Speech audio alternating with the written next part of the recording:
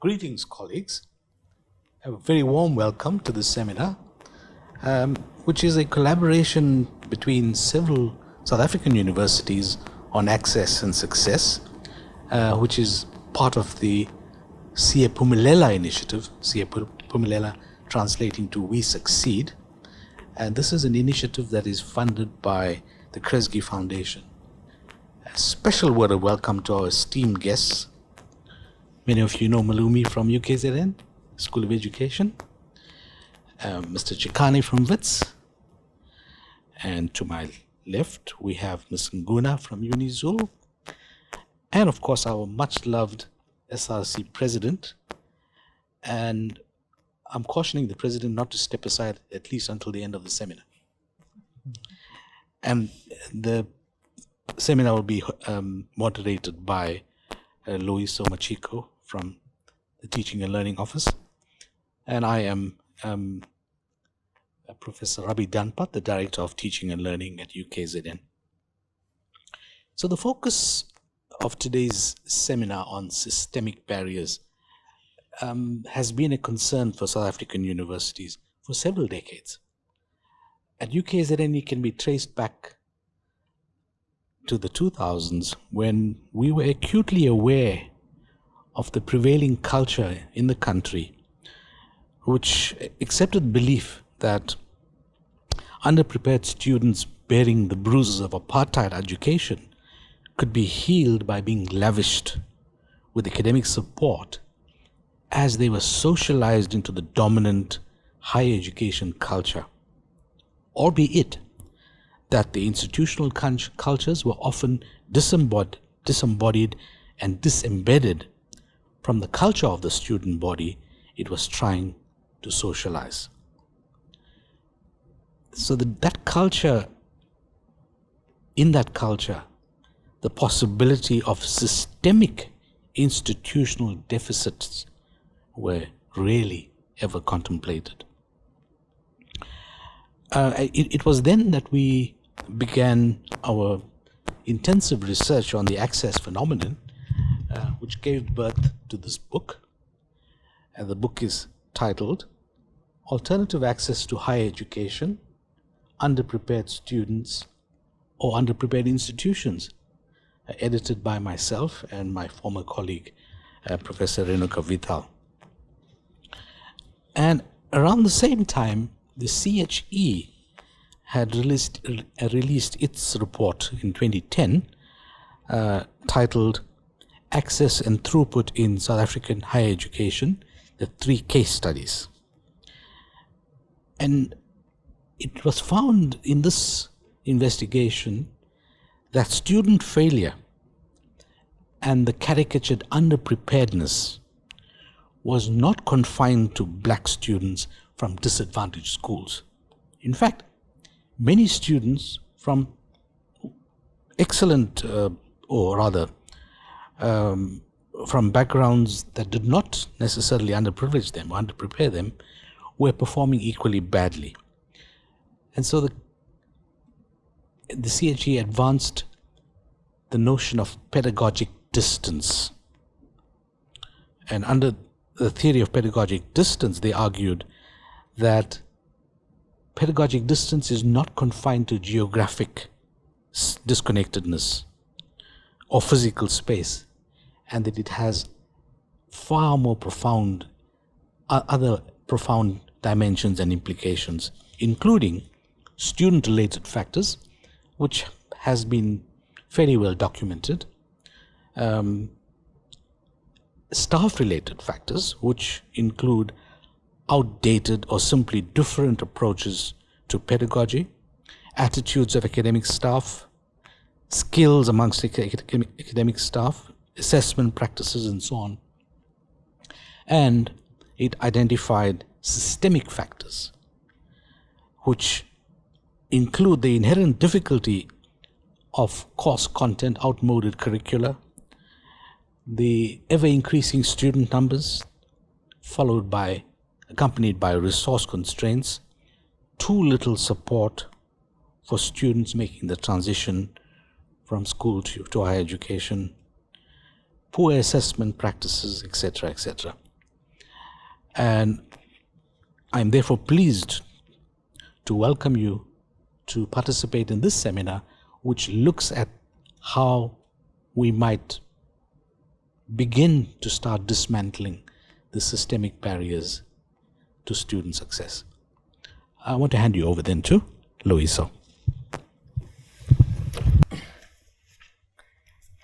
Thank you very much, Professor Danpath. A very good morning to you, colleagues, wherever you are located right now, at home, in your respective space, in offices.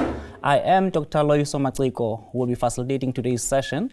I am a data analytics researcher at the University Teaching and Learning Office under the leadership of Professor Danpath, who has just given us very warm, welcoming remarks for today's session.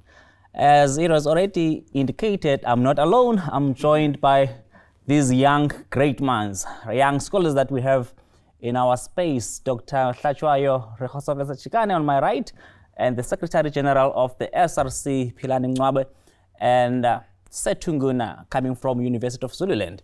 I must say, colleagues, that we are getting into this discussion on the topic titled Systemic Barriers to Student Success. And it's a very strategic position that we found ourselves in as we are discussing this topic when the institution has got into the project renewal process. So this makes this discussion to be very fit for purpose, because at the heart of the project renewal process, it is the student success agenda. All right, so this makes it to be very fit for purpose, and I'm sure at home in the offices, a number of people, especially at UKZN, who are listening, are actually ready to pick up some insightful inputs from you as the panel on what is it that we might take forward from this discussion. Without any waste of time, let me give you a framework at home of how we are going to, an approach on how we are going to operate. We're going to have each speaker present, and after all the speakers have presented, you are allowed to post your question on the Q&A section. Even when they are speaking, actually, you can then post your question on the Q&A section. Immediately after all the speakers have presented, we are going to address the question. In fact, the panel that we have in our midst is going to address the questions that you might have raised. All right, without any waste of time, on my left, it will be our first speaker, and it is none other than Philani Mncwabe. He is the UKZN SRC Secretary General. He is also the provincial chairperson of the University Sports South Africa. He is a student activist. He's very passionate about governance and leadership. He currently holds master's degree from the School of Science, and he's currently also pursuing his second master's degree at UKZN in the School of Business and Leadership. Then he will brief us on some of the stark realities that the students are currently faced with, specifically in our context at UKZN. And I believe that from your end, Mr. Mncwabe, is more of the observed, lived experiences of the students as you deal with these issues on a daily basis. As we understand in the UKZ context, we are looking at about 80% of students in the university are coming from quintile 1 to quintile 3. And those realities are well known by Mr. Nguna. We're going to hand over to you so that you give us some insight on some of the challenges that students are currently faced with. We do hope that as you unpack this stuff to us, we are going to also hear the voice of the students in terms of some systemic solutions that you think will work during this period of our time. Thank you very much. Over to you. Thank you, sir. As introduced, I am Philani Mncwabe, the Secretary General, not the President, but in absentia of the President, I hold both caps. I think the topic itself begins with a keyword, dismantle. And to dismantle is not a lovely process. It has to be a process where we look at it as supporters of Frantz Fanon. It has to be a violent process. But violence itself should not be violence in how we perceive it, but it should be a violent process where we engage mentally so that we are able to transform our universities to be incubators that will enable the success of our students. From my presentation, I will provide a student's activist perspective, an SRC's perspective on how we view the systematic barriers to student success and what we perceive would be the mechanism that could be used to dismantle these systematic barriers. My presentation has the introduction. It addresses what we look at as the source of the systematic barriers. Then we look at the existing systematic barriers. We look at the inequalities that relate to academic or student experience. Obviously, we would provide an evidence base because we are the evidence as the SRC, as we are the ground force that deal with this matter. And we look at ways and means that how we can overcome these barriers. I think I have already introduced of how we are going to address the matter. But the most important fact is that SRC members or student leaders are known to be agitators, what we can classify as change agents. And the word SRC in South Africa has become synonymous with the word protest. Now, what do we mean by protest and how do we protest against these systematic barriers to student success? The very reality and of our operation as SRC is a protest action against these systematic barriers from access to success. I think that when we are deployed, we are given that responsibility from our political organizations.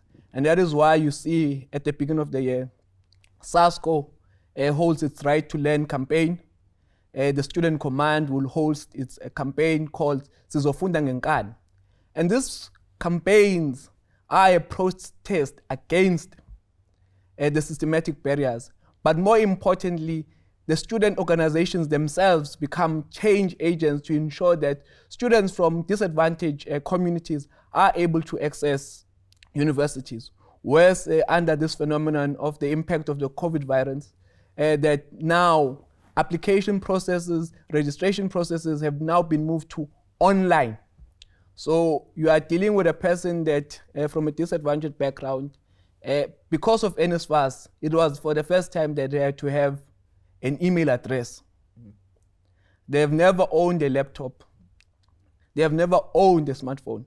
And in most cases, these students, they are assisted by the teachers or by someone to apply for NSFAS.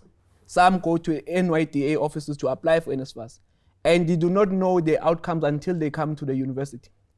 While universities have indicated that the operation for this year would be remote and would be online, it is the SRCs and the student organizations that I've mentioned that were on the ground assisting students physically to ensure that the application processes are done, to ensure that the students have an understanding of what challenges that they would receive when they come to university, and to ensure that the students are accepted to university. Now that deals with the success, with the access part. But beyond the access now, we deal when the student is within the university. I've already outlined the challenge. Now,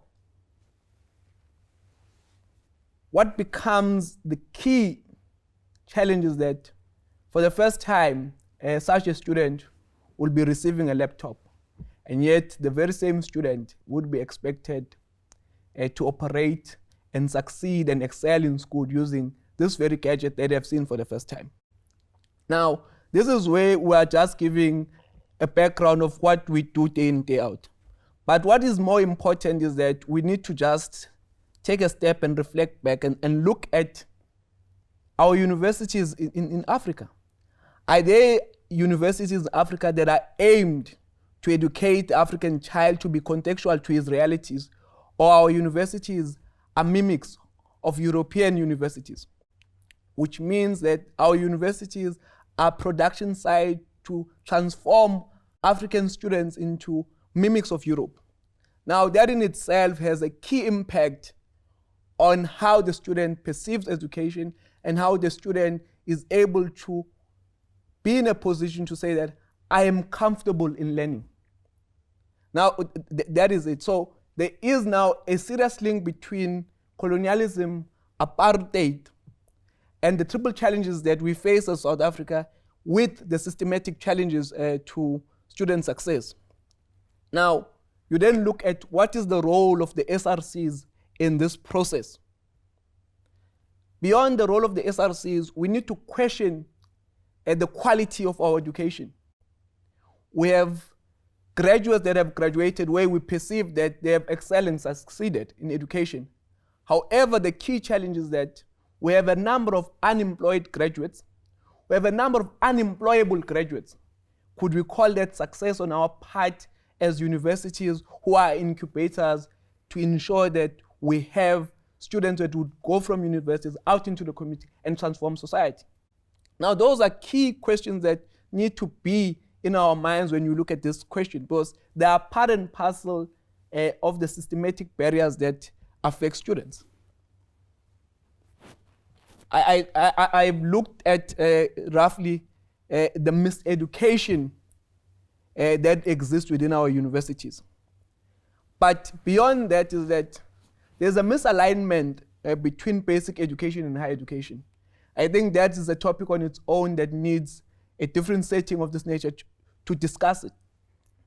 But based on this misalignment and based on the collapsing basic education system, it produces graduates, matriculants that are unprepared for the university life.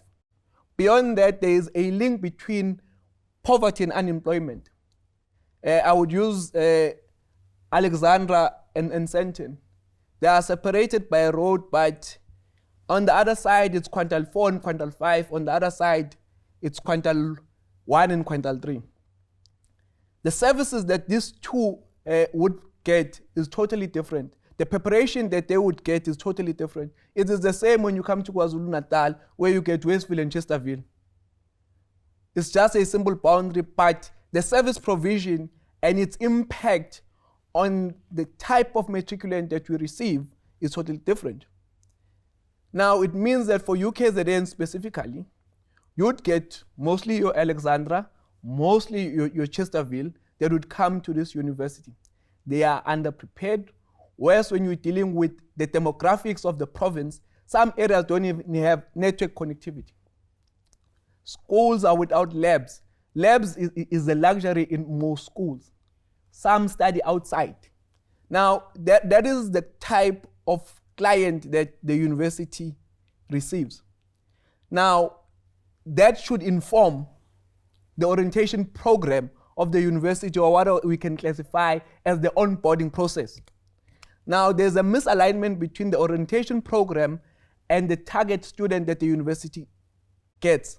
Therefore, you find that a student only in their third year is able to grasp and adapt to the environment of the university. All along, that student was on an onboarding process. And that is where we must look. We have poor orientation programs that lack any skill development programs in it to ensure that our students are able to succeed. I think that for all university, basic training should be an offline or online course, basic into Microsoft Word, because that's what we do. Surfing the net, doing things on the library, those should be part and parcel of our program and ensure that our students are able to grasp with it. But beyond that is that all these projects that I'm speaking about are done in English. And when I'm speaking about quintile 1 to quintile 3, in most home language that they use, even in schools, it's isiZulu. The teacher has to translate English in isiZulu. You come to university, it is purely English. And English itself has different accents. Students have complained that as a first year, it becomes difficult for me to hear a lecturer that is coming from Nigeria based on accent. Now, those are the semantics. If you have a person from Britain, the accent is totally different. It's also a challenge to the students. Now, we need to have our orientation programs that are done in the vernacular languages of the students. We need to have programs that also transform our languages into all sectors of teaching and learning. One of the things that we looked at as the SRC is that it's a known phenomenon, is that racism is part and parcel of the challenges that we have, and it serves as a systematic barrier. There is also a preferential allocation of marks. And this is based on who is the lecturer interested to be at the forefront in gaining access to the job market. It may be based on race, it may be based on a personal like for a student.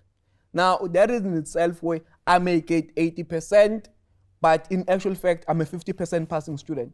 And the student that is an 80% pass is getting 60% because the lecturer does not like the student. Now, beyond that, what is the crisis and what keeps universities burning around the system is that there is lack of financial support in institutions of higher education. That is why year in, year out, there's student protest. That is why earlier on you found the SRC sleeping at the gates, trying to source funds to support students financially, because finance becomes a key access opener for students to access university. And when they're in university, they need to be supported financially for them to excel. NSFAS is doing what it can do, but it's not enough. We need to have better financial support. Beyond that is that I myself is just an SRC. I may complete my PhD. Then it cannot be that immediately I become a lecturer. When you are a lecturer, you become an educator. I don't think that as a person who has a PhD, now I'm fit to be a teacher. There needs to be some training to transform scholars into educators, because that becomes part and parcel of the systematic challenges that exist in universities, where a lecturer cannot see that students are struggling because they don't have that clear understanding of what a struggling student should be like. Beyond that, we have outdated and out of context curriculum, whereas it is badly packaged. It is not appealing and enticing to students, and students have no passion to come to class, and that drive to learn is killed. That needs now to be looked at and saying, enough is enough. We need education that would cater for the needs of our students, that is contextual to the realities of our students. Mental health is a key barrier to student success linked with substance abuse. Alcohol and drug abuse is now a known phenomenon within our universities. And part and parcel of what causes that is our universities have just become production sites. They do not cater for the livelihood of students. If that does not change, substance abuse will remain within universities. Universities need to transform and understand that they are dealing with young people that are energetic. They need programs that would cater for their well-being. I have discussed the linkages between inequalities and student success. And I make this point: if South Africa continues to be one of the most unequal societies in South Africa, systematic barriers to student success will forever exist. Because we need to change these inequalities, transform them, so that from the basic foundation that the student receives, the student is able to grasp the concepts. If the livelihood of the country is not changed, what we are doing at universities will take longer. But if we transform society as a whole, that would be able to change. I've touched on what students need to excel. Currently, right now, internet is no longer a privilege, it's a right. Not just in spaces of learning, but across the country, we should have access to internet. And that should be part and parcel of what government wants to achieve and seeks to achieve. Students need laptops. We are now doing online and we'll be moving to a blended approach to learning. We need to have laptops, we need to have gadgets. And to our brothers that think students, when they have laptops, those laptops must be stolen so that they make means, they are killing the nation. We need to have support systems that enable our students to excel. College-based, student-based, that serves to assist our students. Students need books, whether it's electronic, whether it's physical. To those that have completed, I think giving back is to return your books. Don't expect any value for it. Give it to someone who would use it so that student is able to assist another. Each one teach one. That's the basic principle. Food security is a serious challenge in our universities, inclusive of female hygiene. If that is not addressed, we will never achieve in addressing success within our. We then deal with our accommodation spaces that universities provide. It must be quality, it must be up to standard. And I said Wi-Fi is no longer a privilege, but it's a right. And our universities beyond that must be able to cater for our students living with disabilities, because they are a cohort of students that we must ensure as a nation that they are able to excel and succeed. Then we look at the methods and means that universities are using for teaching and learning. Is it catering for the needs of the student? Is it catering for the target market that you are in? Instead of doing a copy, cut, and paste that you took from London to teach, look at your students, who they are, what are their needs, how do they learn, how do they profiling students and understanding them, who they are, will enable to have better results in terms of student success. I think that we need to look at also as students, how are we managing our time? As students, we need to have skills on financial management. We also need to teach our students as young people on how to manage their relationships, and relationships are a make or break for a student, and they do have a huge impact on student success. I've spoken about student and lecture relationship management. Those things need to be managed so that we enhance the student experience, that we enhance the probability of our students to succeed. I've spoken about universities being bilingual or multilingual. That would help, and it's contextual to the realities of that university. I don't think it will help for UKZN to have an application process that is in Isusutu, because majority of the applicants come from KwaZulu-Natal, but the University of Free State must be able to cater for that. And we must incorporate our artificial intelligence to cater for our students from disadvantaged backgrounds, especially through language. I would love for the UKZN to have an app that you can write in isiZulu and respond to in isiZulu on your application process, so that you have a clear understanding and you can explain to your parents how far the process is, because it gives you that information. We need to have a blended approach to learning, not just blended in saying it must be online and it must be physical, but even blended in terms of the teaching and learning pedagogies that would be used within the classroom. For postgraduates, I've touched the issue of funding, but postgraduates need to be exposed to conferences. It's either you become an observer or you become an active participant, so that they have a contextual understanding of what is needed as a researcher and how to have research that is contextual to the realities of the people that you would want to serve. There's no need for me to research on Europe. The Europeans are doing it better than me. Let me research on Africa. Let me find solutions that are contextual to Africa. Beyond that, 70% to 80% of our students across universities are living within the resident spaces. And if we are unable to revive the resident mentorship systems that are there, because they serve as key drivers for student success, you have someone that is within your dorm that you can go to and say, hey, this thing is a problem. How do I go on about it? That person is next to you. So you have that as your residence, you have then your academic mentor, you then have your tutor, you then have your lecturer. Now we are creating a well-packaged system that will enable our students to succeed. And we need to review and monitor how we are implementing this. And I think sometimes 5 years is too much because the student population is changing. The impact of the coronavirus means that we have a new cohort that was not in classrooms. So they need more assistance than before. And that is what we need. But beyond that, we must create peaceful and safe campuses. Safety of students is important. Peaceful in a manner that everyone has the opportunity to be who they are, and that will enable them to be free and confident to be at the university, understand what is needed of them, and perform well. If you're not confident about yourself, about anything, you're not going to excel. I'm going towards closure.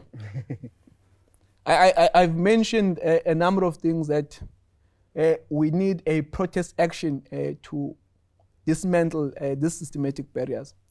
And I'm calling upon young people to say enough is enough about inequality and poverty. And it needs us to change how we view it beyond just the scope of institutions of higher learning, but outside. And it also needs a change in our conduct of how we utilize the little funds that we have available to us, but we must use those funds to help each other. I speak about free and quality education. That is not even open for discussion. As young people, we must demand it. For postgraduate learning, we must demand a new approach, which is a state-funded loan system to ensure that we are just not entry graduates into the system, but we also excel in our postgraduate studies. I think that we also, beyond that, education is meant to open our minds, and currently our country is struggling economically. And as young people, we must demand loans that would enable us to establish businesses and succeed in them. Not at the rate that is at 40%. We must look at other countries. For all South Africans, must be at least 5%, so that we are able to succeed and employ each other. I think that that is the protest action that I'm speaking about, but protest action more on how we actively participate in institutional structures and forums. We must not just be speakers, but we must be writers and owners of policy. That is the best protest action that you can have, and say to the university, this is the policy that we are coming up with the students, and this is what we want the university to endorse and adopt. And we must be at the forefront in ensuring that we implement these programs. Now I'm being beaten in terms of time, but I've indicated of all the barriers that exist and the modality that I see as students that we should have. And I think it needs not just the students, it needs the support of the lecturers, it needs the support of those in senior management in universities, it needs the support of those in government, it needs the support of all of us as a nation to remove any systematic barrier that exists to any form of challenge that exists in this country. I thank you. Thank you very much, Mr. Philani Mncwabe, who is the SRC Secretary General at UKZN. He has raised quite a number of issues, colleagues. It's a very thought-provoking remarks that we have made. I mean, from outdated, out of context, and badly packaged curriculums. You know, it speaks to us as academics.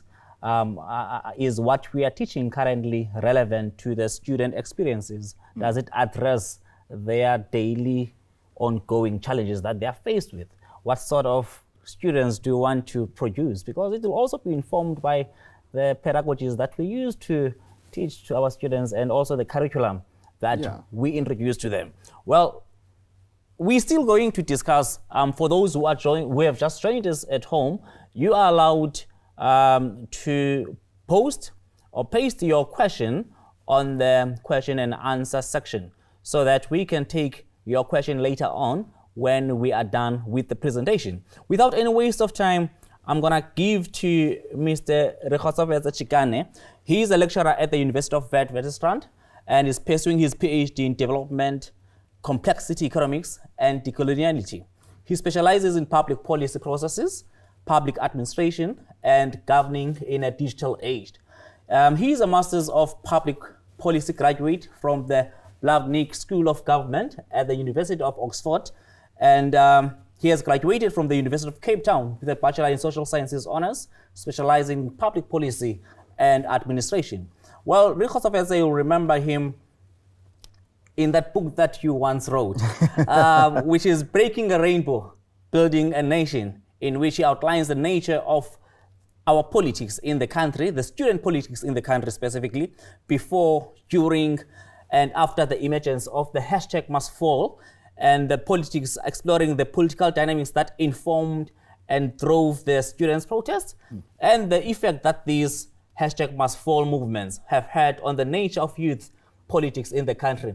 As you're about to lead us into this discussion, I'm already tempted, Mr. Chikane, to perhaps ask you, perhaps it's going to come up in your presentation, how do we then, based on what he has already raised, how can we remove these systematic barriers that have been existing for ages, and how would systemic reform of higher education look like? How will be our reimagined systemic reform? These tough questions off the bat. And I'm even thinking, what is our imagined systemic solutions on these systemic barriers that we've been dealing with for quite a number of years? When we were students, even today, they are still existing. But let me give you the platform to lead us into this discussion and some of the top points that you already have in mind as you saw this topic.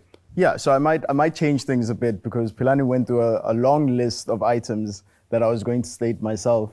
But as he was going through his speech, it made me realize one of the first things is that some of the problems that we understand now aren't new problems, but some of them are slightly different and they evolve with time, right? So questions around access and success, we've been debating this since the 1980s. You don't even have to go back that far. The 1980s, these discussions were happening when universities were still quite racially segregated. You then get freedom. You're still having the same debate about access and success. That the country then decides, you know what, our target is that we want 1 million people to be in higher education by an X year. I think it was 2010, if I'm not mistaken. We want 1 million people to be in there. Come hell or high water, it doesn't really matter. And once you put that particular target in front of people, and at the same time you tell them, but we're not going to give you the money to do that. You create an interesting question where all these problems that Philani kind of pointed out can be tracked to two of those issues of you want to rapidly increase access, but you also want to rapidly decrease the amount of money that you give an institution, right? And that creates a whole host of problems. But the problem that I have, so I do this thing called complexity economics. And in complexity economics, one of the arguments that we make is that the sum can't be broken down to its individual parts, right? It does look simple, you know, if you've got a Lego set, you put the Lego pieces together, you have a castle, good, done. But that feeling of joy that a child gets from that castle being built can't be broken down to each piece that they put together. So when you think about the struggle of student access, the struggle around the lack of success that the system generates, it is what we would call an emergent property. The problems that we have, simply identifying that long list that Philani gave us, doesn't help you solve the problem, right? And government has been taking this approach of, if we understand all of these different problems one by one, and then we tackle all these problems one by one, you forget how interrelated they are. One of the interesting points about our country is inequality, right? Inequality really messes up a lot of solutions that we have. Solutions that would 100% work in another country will fundamentally fail in this country simply because inequality is the level that it's at. And it creates an interesting dynamic in South Africa in particular, which is if you are a graduate in this country and you're able to get a job, you get one of the highest returns on your income based on your education in the world, right? Not because our educational system is fantastic and it's world-beating, but it's because the majority of people are starting on such a low base. That's what drives this need to get people into universities, right? That's what really drives people into that belief that a university is a way for me to get out of poverty, really, right? So you create that system, the government realizes it, and they say, cool, we want 1 million people in, because if you have 1 million people and they're all having this high return on their income, there's tax money for us in the next 30 years, we invest back into the system. So 1 million people looks good, right? Once you then say we're going to decrease the amount of money that comes in, right? The success access question, this throughput question, then you're saying, well, universities are going to give you less money per student to allow them to graduate.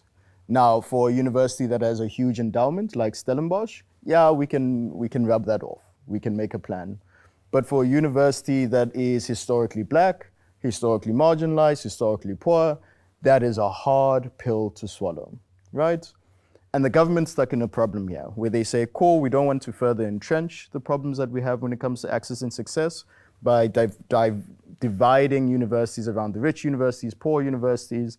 We're going to take another step. And government says we're going to reduce the money we give to all the universities because we want to give money to the TVET sector, which is hugely important. But again, it comes back to this question of inequality, that we're trying to solve this inequality question by saying if we solve one piece, we will solve everything.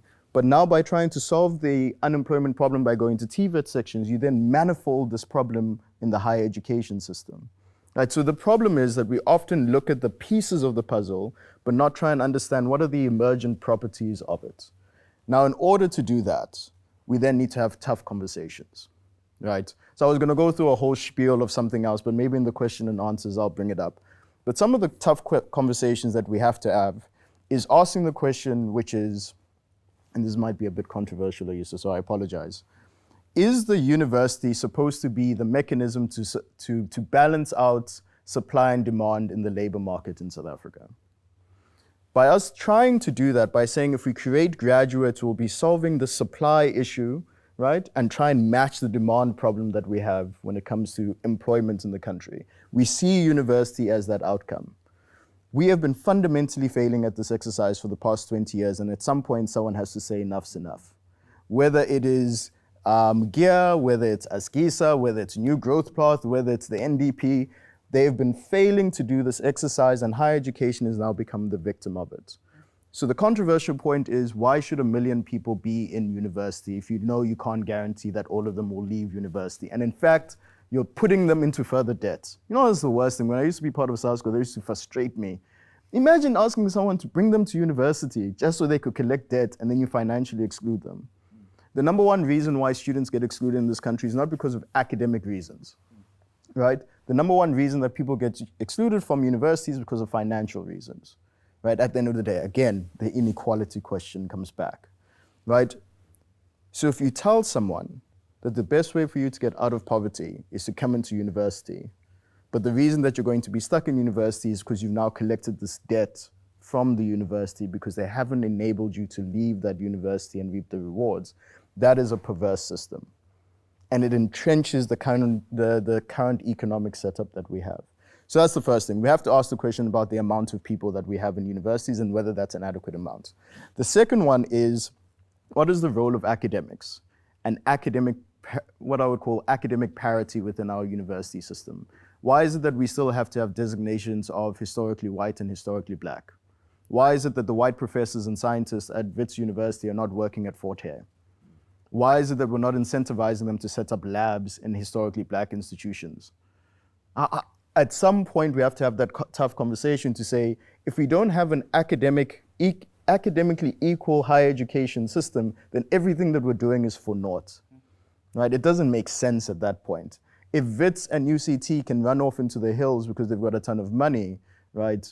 But Univen and WUSU stay in this perpetual sense of whether we're going to shut down or not, then what game are we playing at that point? So you have to have a tough conversation of, how do we get those NRF A-rated academics out of their cushy ivory towers and get them amongst the people on the ground?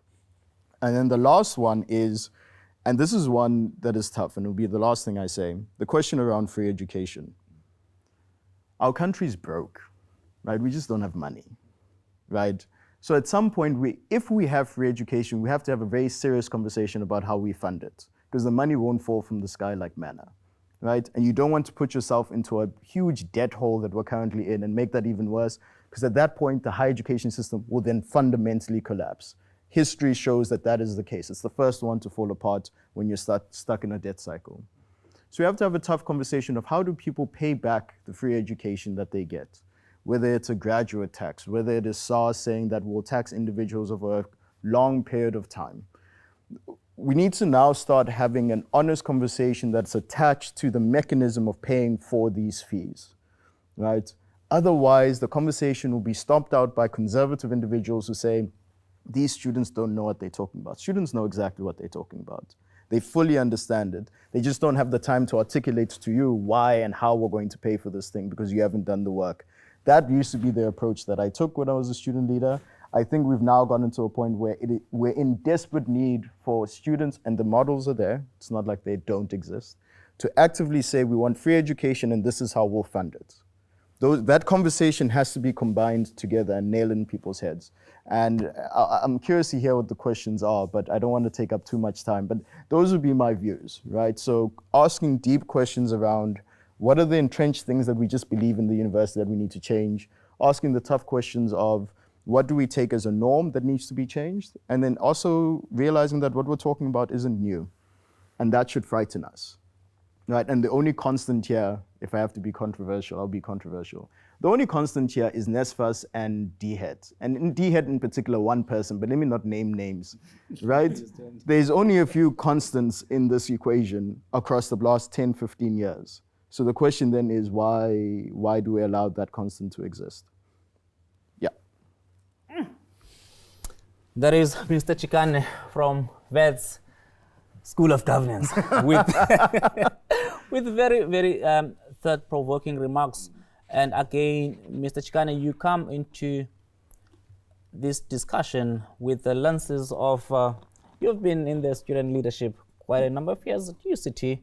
We've seen you at the forefront of the #MustFall movement. You're going to tell them I got arrested. Can I go there for now?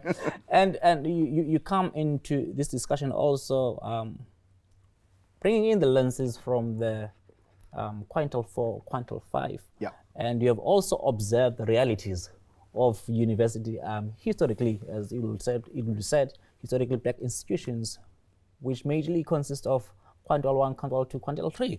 And I'm very interested on the questions that are coming up on the Q&A, of which we're going to park that for now. we are going to engage later on as we take the Q&As after our presenters have presented. All right, our next speaker, it is none other than Ms. Nguna. Hello. She is coming from University of Zululand. She is an academic coordinator in the Center for Sustainable and Integrated Rural Development in UniZulu. Her role encompasses the design, development, and delivery of UniZulu 101, which is a transdisciplinary first-year core module within the institution. Her interests are in the instructional design, curriculum development, and the integration of various digital technologies in educational experiences. She is currently a master's candidate in the field of education with Liverpool John Moores University. Welcome, Ms. Nguna. You are coming from UniZulu, and I would like to argue and say the experiences and the realities of UniZulu are not far apart from some of the challenges that UKZN might be faced with. And I'm looking forward to your presentation to see what is it that at UniZulu you are currently doing to address these systemic barriers that we are currently faced with. What sort of programs are you already bringing in on the table to address these issues? But I don't know what you've got in store for us. Let's give you the opportunity to lead us into your presentation. Okay, I think I'll begin off, thank you, Lawyer. So I'll begin off by saying that the speakers before me have cemented what discussions on higher education within this country are generally about. And that is the political mobilization towards certain ends in relation to higher education, as well as matters related to the financial and sort of systemic governance issues related to it. I would take a step backwards and look at higher education in terms of, I know in South Africa we look at higher education very much in terms of what Mr. Chikane had said, and that is the sort of industrial complex of a student comes in and comes out, gets a job, etc. But South Africa is a very complex country. So hopefully I'll begin by looking at, I'd hope that my presentation is understood within the framework of a higher education policy across the world and how it is adjusting to not only digitalization, but also a shift away from the industrial complex and into lifelong learning and what that means for careers, for intellectual development, for society as a whole. My presentation is called Embedding Equity into the First Year of Studies. Okay.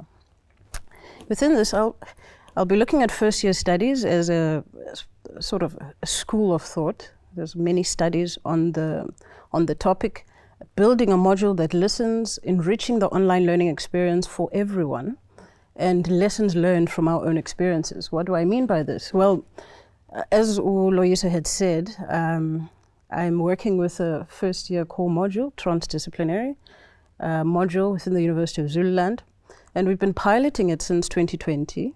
As you can imagine, it began on quite a bang with the COVID, and that meant a lot of adjustments, but welcome adjustments because they forced us to orientate our understanding of education slightly deeper than we would have. We had 1,220 students last year across campuses, 10 programs part of the module. And we also had a very stringent monitoring and evaluation process that led to many sleepless nights. So that's the basis on this presentation, first year studies. Tinto, who deals with first year studies quite a bit in his papers, states that universities must be clear about what experiences students must have in the first year. Of course, Tinto addresses first year specifically, but I think all universities would be it would take quite a bit for them to be honest enough to look at their curriculum across the board, the experiences that they design for these students. And scaffolding the difficult transition into university studies for everyone involved. Like Mr. Mncwabe addressed, students are dealing with a lot. In centering student success, universities are required to recognize and navigate a number of factors. Firstly, you have the student factors, which relate to students' general ability. Someone had already mentioned basic education and the challenges that face, and so it's very difficult, to be quite honest with you. This is also quite perhaps something someone shouldn't say, but it's very difficult to gauge ability due to the nature of our basic education. They were dealing with the demographics, such as the ones Mr. Mncwabe stated. Students who come from rural spaces, who are dealing with socioeconomic barriers within themselves, their ability to travel, their ability to where do they live, is it conducive for learning, etc. We then have the issues of prior education. This is more content-based. Is the student capable? Have they been trained on matters of critical thinking? Are they able to engage on concepts at a deeper level, etc.? We then go into the motivational factors. An interesting statistic is coming up on that, so I'll hold it down. Then we look at issues of personality. Before we get there, now these are student factors, we then move into the actual university, the interaction in the learning environment. What kind is it?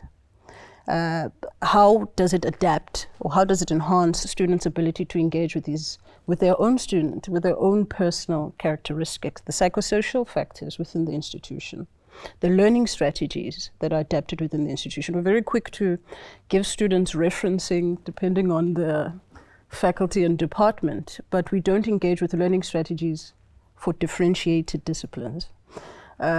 And behavioral engagements, of course. Then we have student success, which is supposed to be the end goal. And that deals with the academic performance, which we evaluate quite stringently, I would hope. Identity development within that space. Who does that student become? Does the institution play an active enough role in determining that?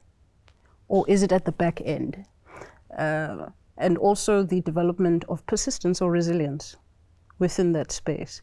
Does the university cater for that? So student success, I think, would be identified in terms of those three factors: academic performance, the identity development, as well as resilience as a whole. Okay.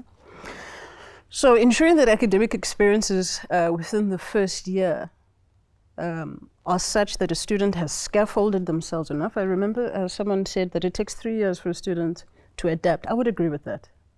And that is because the academic literacies are here and there, very scant, not very well integrated in most institutions. The digital literacy, which cannot be avoided right now, is also scant and here and there, but also social engagement. And the social engagement allows us to deal with the identity development that I introduced earlier. Now here's some interesting statistics. I take these from the first year survey that was conducted within the University of Zululand last year. 61.9% of students are first generation entrants into higher education within that institution. Of that 61.9%, of the 61.9% who are on the other side, that would be 20-something percent. 70-something percent of those, it does not mean that their parent was educated. In fact, their sibling is the majority of people who are the first to go to institution. And that speaks a lot to the scaffolding process. What does it mean to have an academic authority? What does it mean to have academic mentorship within the home? 73.2% of the students who completed the survey completed their basic education within rural schools. Mr. Mncwabe already introduced the issues of resources and things of the sort. And here's an even scarier one. 80.7% of them question the value of a university education.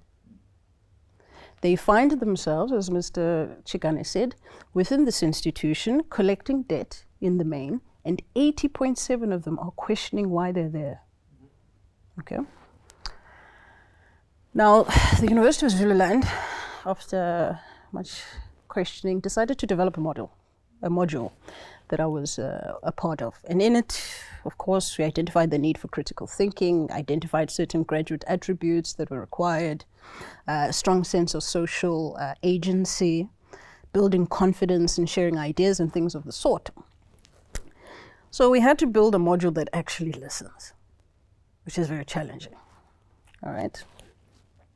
As Valvain said, in the COVID-19 migration by university students that drove universities to emergency remote learning, it sharpened the existing socioeconomic fault lines in higher education. So I'll give some more frightening statistics. 51.2% of students had negative perceptions about online learning. 59.6% experienced network issues that limited their access to online resources. 88.7% were using their smartphones for learning, right? And now this meant that even in we're kind of forced, whether by orientation or by circumstance, to embed social justice into our orientation when developing the module. So we looked at Nancy Fraser's, did a lot of background work, but we looked at Nancy Fraser's module, and she's talked about redistribution, recognition, and representation.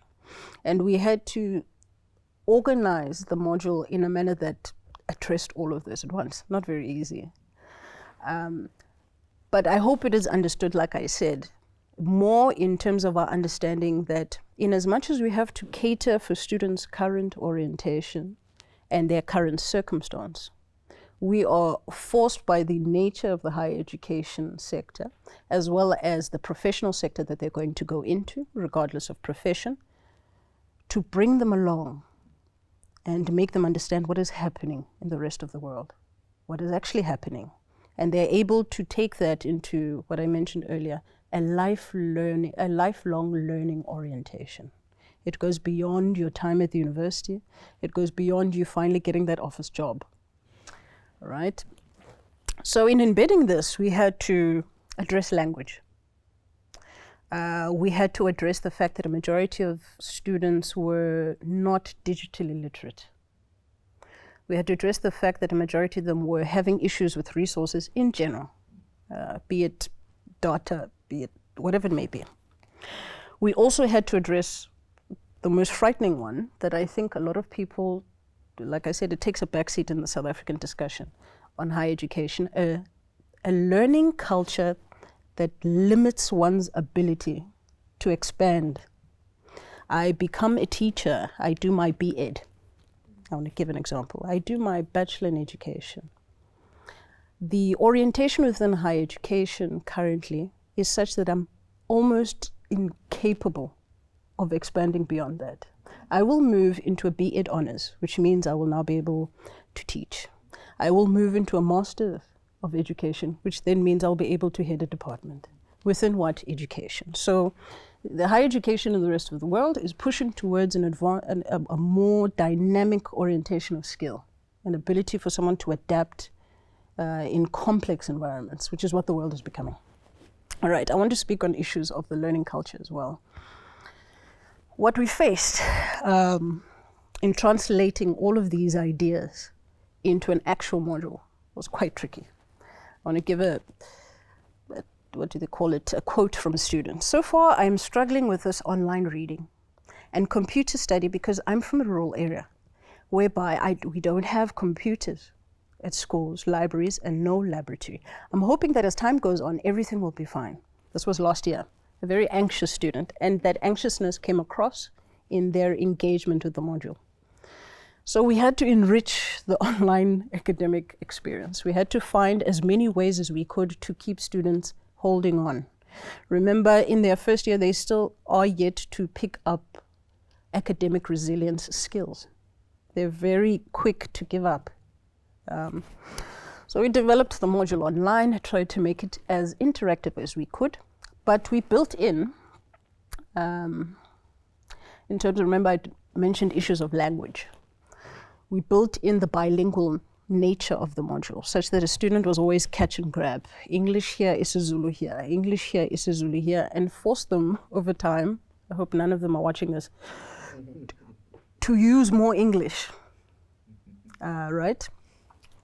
In terms of resource constraints, we made our module, the application data-free, zero data. That was the first step. In as much as we couldn't handle issues of network, we advanced our they call submission dates over time, and they became rather circular. And we, in terms of digital literacy, we introduced as many applications as we could to them. We bombarded them with computer programs that they could learn. And initially it's overwhelming. It is extremely overwhelming, but over time, it's sort of like an introduction. This is the world. You're going to have to learn MS Word. You're going to have to engage on Google Docs. You're going to have to learn MS Outlook. You're going to have to learn how this works. And over time, they see it. And because they use it over time, they begin to adapt. Another difficult one, the learning culture. An experience we have within the institution is people who come, a lot of students come a very oral tradition. I could write until I'm blue in the face. But until a student sees me and hears me say it, they can't engage with it as well. So over time, so a student, you might have wrote the email and said, come tomorrow, we're going to be having a meeting at 12:30. But a student will still feel the need to come over to the office and say, when are we meeting? You know, and that forms part of the learning culture. The leading culture, they need to be led, right? So over time, of course, you start to give them the independence. When do you guys think we should have a class? And all of these may seem very small, soft aspects of it, but they actually engage with the ability to develop their lifelong learning capacity. All right, I'll finish off now. And as much as lifelong learning is meant to be self-driven, it is the responsibility of everyone involved, be they be administrators, academics, and otherwise, I'd even say the student leadership as well, to formulate it in a way that's not only logical, but that's incrementally developmental to their skills. So you're not just learning online so that you can find out what's happening. You're learning online so that you can also develop the skills you will need outside of that. So it had to be logically sequenced. It had to have a very simple, I'd go as far as to say minimalistic, even though interesting design. It had to ensure mobile friendly. It had to be mobile friendly. And we introduced gamification of learning. Finish this section. What's next? I don't know. I don't know. The moment you finish this, you're able to have access to the next one. And next one is the personalization of learning. What that means is students who perhaps aren't doing so well are automatically directed into supplemental learning activities. So for instance, I get 5 out of 10 for a quiz. Obviously it means, maybe in another place, but it means I'm still grappling with what the content is. And therefore I should automatically be directed into an additional content which will have its own quiz. So the personalization of education is possible, which I think is an incredible opportunity presented by online learning. Constant engagement, like I said, they're very vulnerable. They still need constant engagement, emails, SMSs, we did the whole work. And the use of local as well as international media. the director at the center always said to me, you mentioned accents, where was this made? Will they really hear what this person is saying? If not, then what's the point? Make it yourself. So we kept doing that. And lastly, creating the peer support groups. So even though we have postgraduate students who are facilitators of the module, they are helpful in that they ensure that the module is grounded in the language. Students can identify with it extremely personally, but also that they're also able to assist them with the academic skills we might perhaps miss. As a student, they have this experience. Finally, the lessons learned. Understanding culture beyond what is explained. I mentioned the issue of an oral culture and what that means. I mentioned how in many rural schools, the teachers, the all and be all of education, and students sit there listening. And shifting that orientation, the power of language within a space. Seeing is believing. Students need to see it. Providing space for personality and expression, and working towards their strengths. Maybe it's because I'm in the north of KZN, but a lot of students there are very much diplomatic. They have a very beautiful way of expressing their ideas. And I think the language forms a part of that. So you always work towards that. Well, that's very well put. And you work towards that and watch them grow in it, which forms part of the lifelong learning orientation. I think I'll end there. Wow. Thank you very much. That is Nguna from the University of Zululand.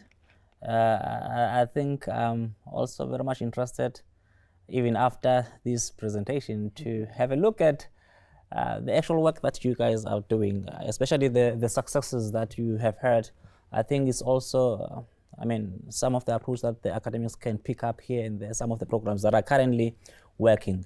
Perhaps it would be premature, say, to be asking you about the impact, whether there's already an analysis based on the evaluation impacts on the study of what is it that might have worked already. But we can come in again on that during the question and answer session. For those who have just joined us, we are opening up the questions, the platform for questions.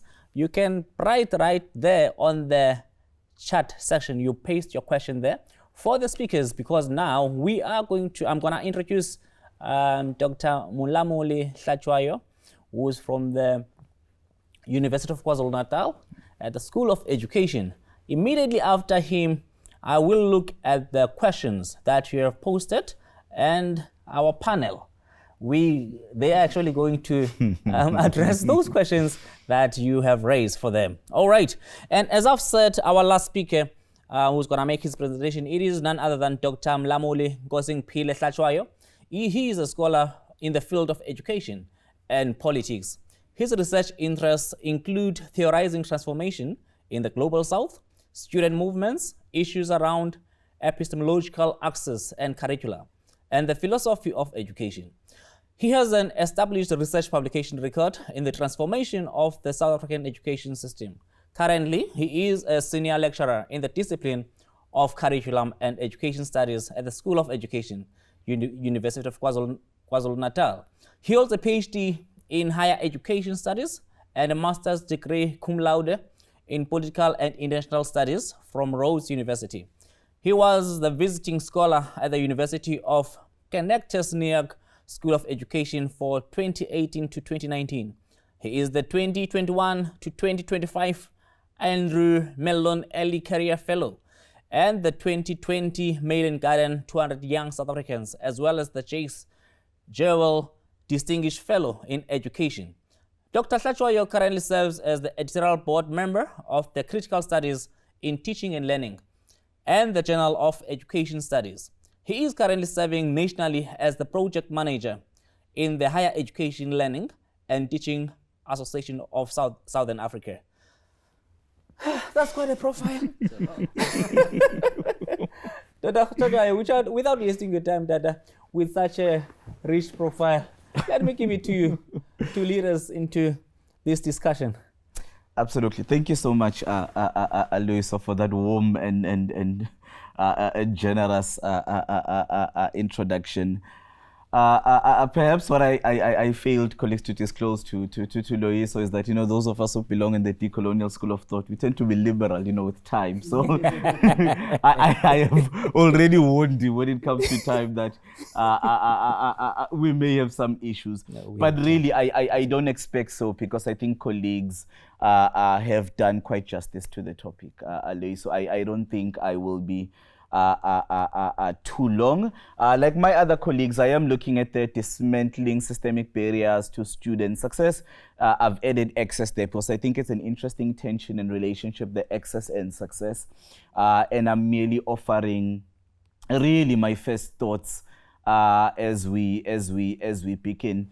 I begin quite provocatively in allocating ourselves to the current context that we are facing within the higher education system. We know that we are grappling with the COVID-19 pandemic, which disrupted many things, from the global economy to the transportation system, the healthcare infrastructures and others, both in the global north and global south as well. Similarly, the public universities, or higher education, if you like, have not been immune from that crisis. We are also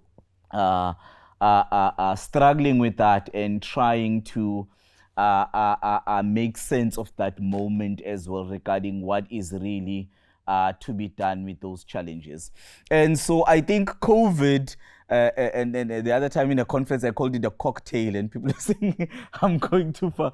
But I think COVID was very interesting because it adds already into a cocktail of pre-existing challenges within the South African higher education system. And by that, of course, I mean, and I think Chikane and Philani have added quite nicely, my dear brother, the SG there, on the issues of the 2015-2016 roads must fall, fees must fall, the struggles for transformation, decolonization, and others. So COVID becomes that catalyst that already, in an already quite heated climate, context, and environment, already you're still dealing with decolonization, transformation, and what is to be done. And it is absolutely important in our conversation, of course, with COVID, decolonization, transformation, others, that, of course, calls for transformation, reform, reconfiguration. If you are like, they're not just particular to the South African experience. We know the same thing is happening in Hong Kong. We know the same thing is happening in India with Jawaharlal Nehru University. The same thing is happening in Turkey, Oxford University, Cambridge. The Latin American universities are grappling with the same thing. I'm saying all of that so that it's important that as we think through and theorize and come up with solutions regarding the systemic barriers to access and success, we need to always think about what is happening in the other context as well. Yes, context is important, but let's locate ourselves, colleagues, to the global south as well, regarding what are their challenges and what is happening. So before I go into that, I think it is interesting that we begin firstly with the purposes of education, the purposes of a university, and really what is the point? What are we trying to achieve? And perhaps maybe some of the frustrations, tensions, and challenges that we are facing in the sector could deal with the purposes that we spoke about earlier. And I like Gert Piesta's the Dutch philosopher's three purposes of education, and he argues that the first one is the qualifications aspect. I've come to university to do my B.Ed so that I can be a teacher. So those are issues of the neoliberal functioning economy. I need a job, I need to help my family, I need to develop, and all those other things, right? So all those are good and well. But I argue, and in my previous work I've critiqued that surely the purposes of a university is beyond just fulfilling the needs and the wants of the labor market. In other words, you're not at university only for you to get a job. I think something else should be happening within the public university, and I think there should be space for those kind of critical debates. But I don't have time for that. So the second one is around socialization. So socialization for Piesta is that the purpose of university, the purpose of education is around trying to socialize people to these accepted norms, values that we think are acceptable. So essentially to be good citizens. Of course, that builds on Bourdieu and other French philosophers who are arguing around the ideology, the norms, or even the hidden curriculum of a university. And I think that too deserves to be critiqued. What are some of the foundations in terms of the hidden curriculum, values, assumptions happening in our universities, and perhaps they could lead to some of the systemic barriers that hopefully we can discuss at Q&A. And finally, I think Piesta argues that and I think you introduced the notion of the purpose of education should be about subjectification. And I think that's very, very interesting, because subjectification is about teaching our students there in the classroom,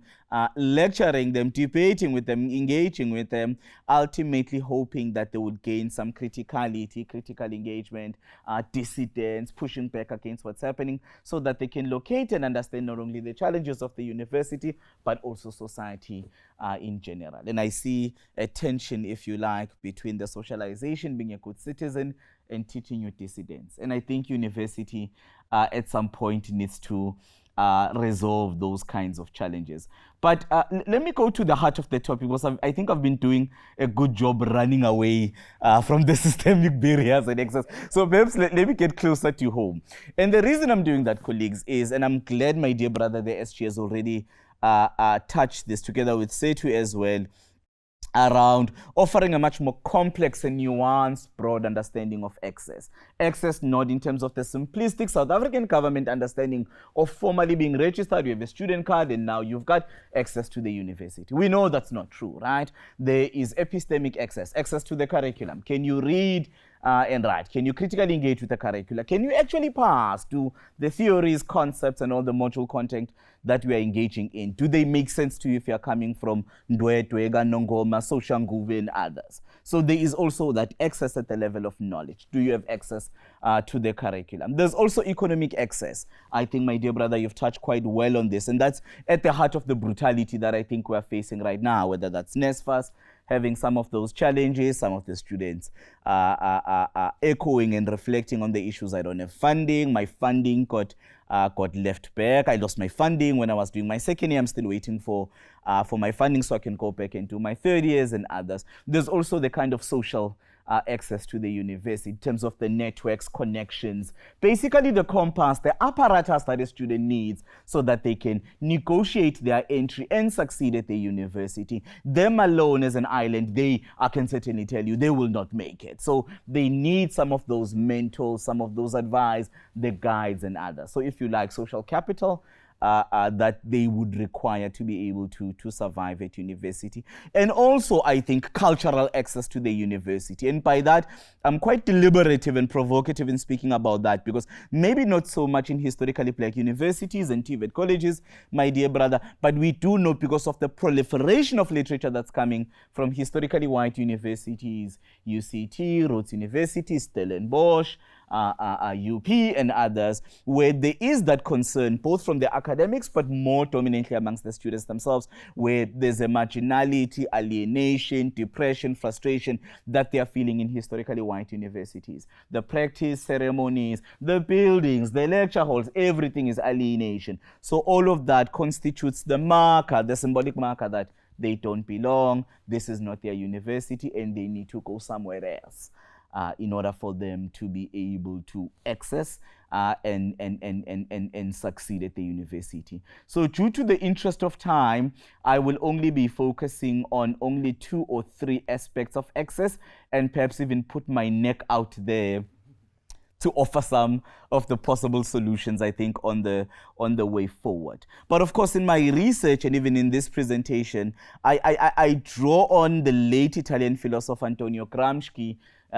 In his prison notebooks, he writes about what he calls the organic crisis. So what Gramsci means by the organic crisis, he was then writing against the Benito Mussolini fascist government in Italy to speak about the structural inherent contradictions where people don't recognize them, and people have started forming alternative sources of belonging, alternative social structures of acceptance where we can live without the government. We don't recognize them, they don't have legitimacy, so we need to construct alternative societies for ourselves where we can negotiate issues of access, success, oppression, struggles, unemployment, hunger, poverty, and others. So this organic crisis, in a way, Loiso, it's an internal, structural, existential crisis where for the Benito Mussolini government, they ceased to be seen as legitimate and people were just damn tired of them. And so I take that concept and I bring it quite provocatively to the South African higher education sector. And I argue, building upon the work of Salim Patat and others, to argue that we can formulate a critique and say that the South African higher education sector is currently experiencing an organic crisis where all the struggles of legitimacy that my dear brother, the SG, has formulated, whether students are wondering, what am I doing here, feeling like they don't belong, feeling depressed, marginalized, they cannot cope with the curriculum, I would have been better off going somewhere else. So the internal structural contradictions that this the higher education system in South Africa is currently facing could be said to be in an organic crisis. And so moving on, I have formulated for us here, I think I've spoken about some of them.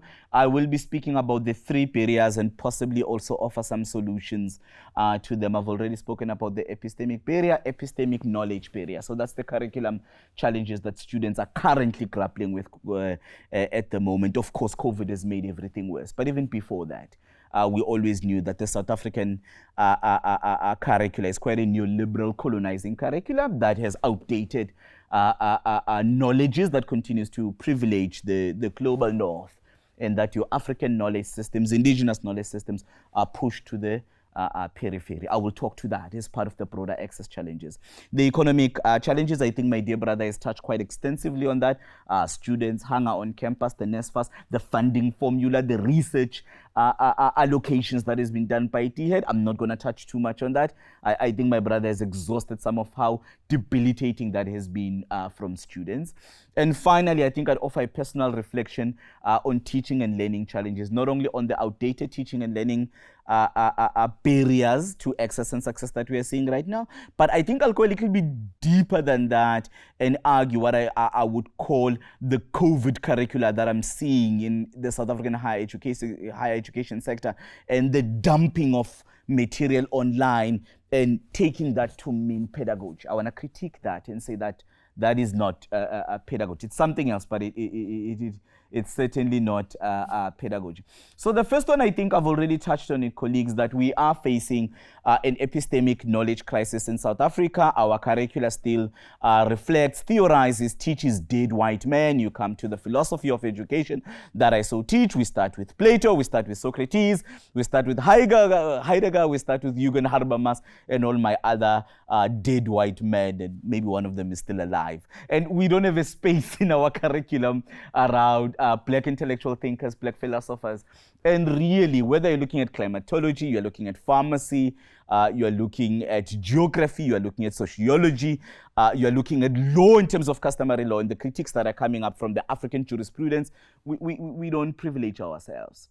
And I think it says something to the African child when they come to the curricula and all of a sudden they are told by Plato and Jean-Paul Sartre, and they don't think Mazibuko, Pessima Bohomore, or Hlatshwayo can theorize. So they don't have access to reason, right? So they need to read about other people and to what extent, and when they read that, they regurgitate it back to us, and then they can pass. So that's the first barrier, I think, that is fundamentally that we are confronting within the South African higher education system. The epistemic barrier, the knowledge barrier, where academics in general, I'm not blaming students, not yet at least, academics have been quite lazy in the way we've designed our curricula, and we haven't gone quite far enough to extravagate, recenter, and reestablish our own indigenous knowledge systems at the center, and reading the word and the world from the perspective of Africa or the global south, and then back into the global community. We haven't done justice to that kind of work, and I think as academics need to take some personal responsibilities on that as well. And so I think the second one is the economic barrier. As I've said, South African higher education is profoundly structured and shaped by the racialized and racist logic of apartheid. In other words, the higher education system in South Africa is a colonial and apartheid invention. So the purpose of a university under apartheid was to reinforce, one, the racialized inequalities, racialized and ethnic inequalities in society, and B, to serve the needs of the Bantustan in the apartheid economies. So we're still dealing with that. So that's why you've got your historically white universities, still quite research intensive, privileged. They've got access to endowed resources and others. So that's your UCT, your roads, your VERTs, and others. And then you've got your historically black universities that are really struggling to respond to this moment as well. You've got your Forte, you've got your University of the Western Cape and others as well that are trying to come out of this scourge. And I think now in the sector you've got UOTs, now universities of technology, that were meant to mitigate university and private industry. So we are teaching you skills that you can use over there in private practice as well. And finally, you've got, and I think Brother Chikane called it well, you've got the TVET. I mean, I'm much more brutal. I call it the stepchildren of the higher education. You know, everybody forgets about the stepchildren. So we forget about the TVET sector and how really so that is the place where dreams go to die. I mean, that's Omajuba College, eThekwini College, Johannesburg Central College, you know, all those places where they are not the first choice. And that's really where they are not only underfunded, but the lecturers and academics, they are underqualified as well. The infrastructure is a challenge. They are almost always behind and all those challenges. So I'm not going to labor that point too much because I think my dear brother, the SG, went quite extensively there in terms of some of the economic challenges that students are facing, including, of course, beginning of the year with the Asina Mali challenges, in terms of the demands that the students were expecting from a full return to campus, clearance of the historical debt, provision of postgraduate funding. I think my brother has outlined there. So maybe let me end on teaching and learning barriers and implicate the COVID, because I do argue that if universities have begun, Loiso, to conceptualize teaching and learning as the dumping of curriculum material online in a desperate attempt at salvaging the academic year, right? And so the operational logic, at least to me, of this discourse of salvaging the academic year is that it's meant and is driven by the idea of business as usual, right? So we are all trapped in this institutional competition. Who can save the academic year? Who can try and make sure that they save it quite well? They've submitted the marks, the students can graduate, the Mlamulis can continue publishing. There's nothing stopping you. Yes, it's a new normal, but you can cope and others. So this obsession with re-establishing the idea of the new normal. And I critique this discourse because I see it as a very neoliberal colonial invention of the new normal because A, you are trying to normalize what is a healthcare pandemic. People have died. People have lost their lives, right?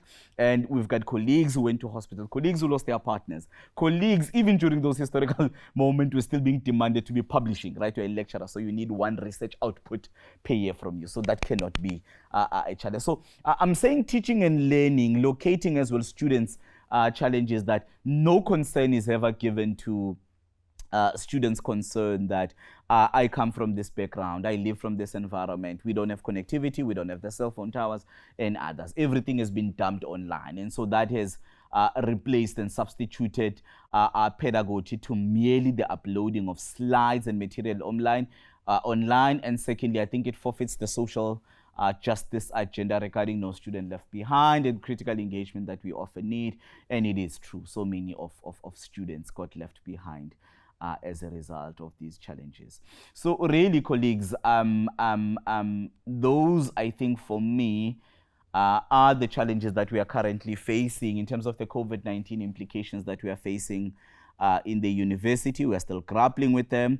And I do recognize the Indian novelist Arundhati Roy's argument that the pandemic is a portal, a place to reflect, reimagine, reconceptualize all those things. But I argue that for us, especially in South Africa, it's been an opportunity to reinforce and to consolidate some of the key decolonial concerns that we are raising, and that most of them have been sort of removed. And so we know about the knowledge barriers that we are still facing regarding the outdated knowledges that we keep imputing and imposing and transplanting in our curricula. And I think there's a space for us as academics to try and be a little bit creative and open-minded regarding designing our curriculum in ways that I think will be inclusive of the different bodies that are in front of us. The economic barriers, I think my brother has already proposed quite a multi-stakeholder response, where it's not just the role of the university. Of course, it's easy to say it's the role of the university if you're in historically white universities. UCT, Rhodes, UP, Stellenbosch,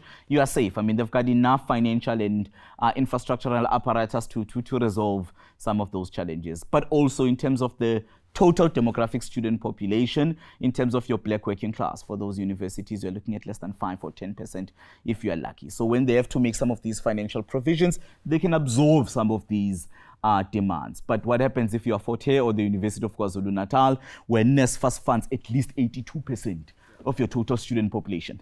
Now imagine providing data, providing financial resources, and providing help. So those are some of the nuances, colleagues, that we really, and they create to that differentiated and unequal higher education sector, where some could be seen to be moving on and coping with the COVID-19 pandemic, not because they are smarter, more brilliant and talented than the rest of us, but because they've got money and they've got the resources and the infrastructure to continue, while others don't. And I think teaching and learning, I will end there for now, Lois. So I think this is at the heart of the crisis, where the dumping of curriculum material online ignores the context, the kind of students that we have. And I think perhaps on an ending note, we as academics need to have a much more broader understanding of teaching and learning beyond data. I think shelter, a safe environment, a conducive environment. I mean, just because, yes, you're at home, but there's 9 or 10 of you in that one home, you do have data, but to what extent can you be productive in your student work? So those, I think, some of the things we can start to think about and be open-minded as we do our work. I think for my safety, Lois, so let me end there for now. Wow, thank you very much, Dr. Hlatshwayo. Well, at this point in time, the platform is open for discussion. Our speakers have presented their case, and I would like to hear at home, what are your thoughts? What questions do you have for the speakers to address as we carry on with this discussion? We've got about 30 minutes, which is good enough for us to take the question and address all these questions that might be coming, where possible, of course. And let me check here what we do have. I think this is just a comment that from Nondomiso Kwala, that I just wish the university could organize support group that will assist us in understanding beyond. We feel like we are in a deep sea. I think it's a potential, but I'm finding it hard to adjust. I think it's most probably, I'll assume that it's a student at home who's looking at her reality, despite the potential that they do have, but they feel that there is not enough support that is coming from the institution so that their student experience can be enhanced. You know, you might think of the different challenges that they might be faced with, which then informs the comment and the statement that she has made. Well, let me, while the questions are coming in, let me pose one for you, my academics. We have looked at the student challenges. You know, we spend so much time looking at that angle and how the students are struggling with some of the obstacles really that we are aware of now, and we have been aware for a while, that are making student success to become more of a foreign language in a higher education institution, which is not supposed to be the case. But I would like to ask you, ladies and gentlemen, what are some of barriers that are currently facing academics, which then impede the student success? Yes, we have looked at the lenses of student challenges, but I think even amongst ourselves, there has to be some of the challenges we are faced with, which makes us, it basically make it to be difficult for us to contribute better than we would have in ensuring that the student experience becomes better than it is currently today. I know it's an uncomfortable question, but no. I think we do need to talk about these uncomfortable realities also as academics, which basically take you to be not as efficient as you could have been if they were initially addressed. You come into the system, you've been a student, a very bright one, and that's why they identify you. They know what is it that you can offer for the students to contribute to the betterment of the education. However, when you get into this system, you realize, this is not what I'm signed up for. But I am here. I am going to push by all means to justify my existence in this system. There are things that you are able to change, and I believe there are things that you're still not able to change, you wish that they could be addressed? I'll give it to you. It's open. I'll try and say this. I think Mr. Chikane mentioned the idea of 1 million students within higher education. And there's quite a number of policies that were meant to facilitate that. They may not be economic. For example, there's one that was released, a white paper released in 2007 that related to open and distance learning. So by the time we got into, there was updated in 2014 to include online learning and, and things like that. So by the time we got into COVID, a number of strategic plans of higher education institutions within the country included some element relating to e-learning or online learning. If you are fortunate enough, some of them even had strategies, actual plans for online learning. But because of the pace at which this idea of open and distance learning, it became it's a very executive, bespoke thing. You'll have the UCTs, which would create very specific detailed courses for executives, etc. On the ground, a number of academics found themselves floundering to find, like Dr. Hlatshwayo mentioned, a pedagogy that fit. And if they couldn't, they went the technicist route, which is I gave them the documents. I gave it to them. They should know how to read. I don't want to, when lecturers say, I don't want to spoon feed you. It was a very good exit strategy to actually dealing with the fact that online learning is not automatic. It requires actual capacitation across the board, whether technical, pedagogical, even in theory, So I think a challenge has been the idea of walking into a classroom prior to COVID and having 299 little eyes staring back at you. And not being sure that you could truly address what each of them need. I think that's part of it. So the overwhelming turning the academic field into an administrative thing is a challenge. I would say that. Well, any further contributions? I mean, I absolutely agree with that. I absolutely agree with her.